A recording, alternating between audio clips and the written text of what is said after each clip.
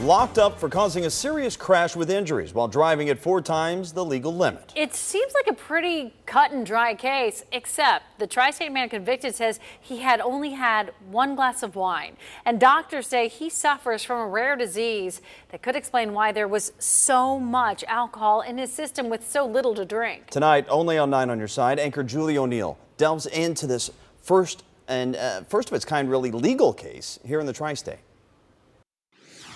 It was a nice, warm August day. Driving along winding Loveland Branch Hill Road. Maybe my mind was elsewhere. He'd worked a full day, fixed supper, and just filled his car with gas when the road and Michael Forrest Behne's life took a tragic turn. I'm deeply sorry for what happened. A man suffered serious leg injuries when Behne crossed the center line, crashing into his truck head-on that August 2016 day. Behne is doing time for being highly intoxicated at the time of that crash. But there's much more to this story. Medical reports from Bethesda North's emergency department indicate doctors who examined Behne right after the crash noticed the smell of alcohol on his breath, but said his speech was normal, his behavior was normal, he was oriented and alert. At the same time, a test comes back saying his blood alcohol level is 0.325. That's 4 times the legal limit. Shock. It didn't make any sense to me. I had talked to him all afternoon.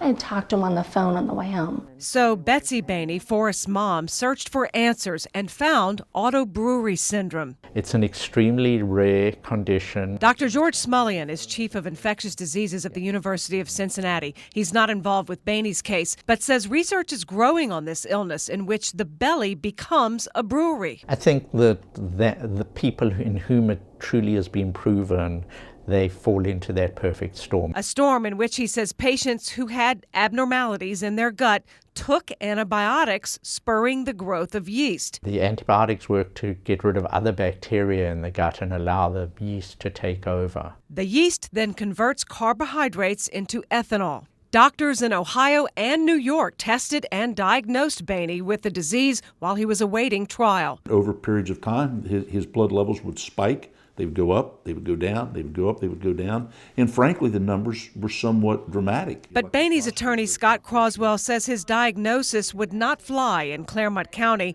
namely because Behne admitted he had a glass of wine while cooking before the crash. Especially when someone has consumed alcohol, to prove that also the ABS impacted their alcohol levels is virtually impossible to do. WCPO's sister station in Buffalo, New York, covered a similar story in 2015.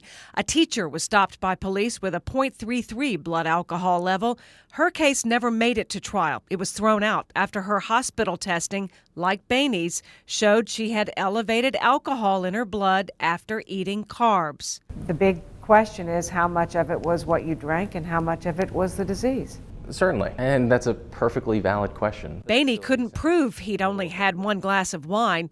His mother admits she bought breathalyzers and even hired a private detective to watch her son so she could be sure he drank no alcohol during testing. What we do find with this illness is that he can walk around for days at the time at 2, 3, 4 times the legal limit and be completely unaware. It was my normal. Behne says he believes symptoms started in his final year of college after he took antibiotics and then took his microbiology degree to work in a lab at a local brewery where he tested yeast. Behne believes the yeast he touched and breathed at work could have impacted him along with the carbs he'd eaten the day of the crash. The way in which it could be determined would be to look at his GI flora and see if you could find the same yeast strains that are used in breweries.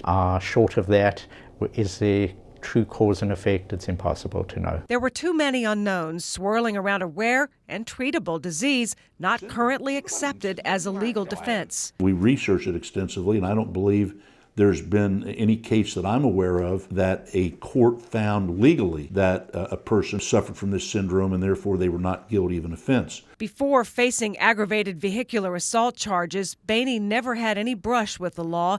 Croswell says dozens of letters from teachers and professors praising his character may have helped in getting a plea deal to serve 2 years instead of 5. As for the disease, I can't speak for the judge, obviously, but I believe that he was sympathetic to this ABS syndrome. Claremont County Judge Jerry McBride did write a letter to the Ohio Department of Rehabilitation and Correction requesting Behne be housed in a hospital or medical facility so he could get proper care to control his disease.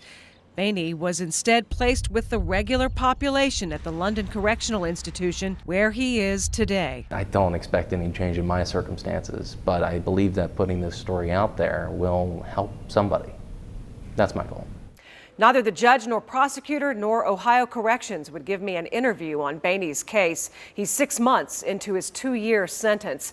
I did reach out to the victim of the crash and did not hear back. I have more on the disease and what Behne did to treat it before his incarceration right now on WCPO.com.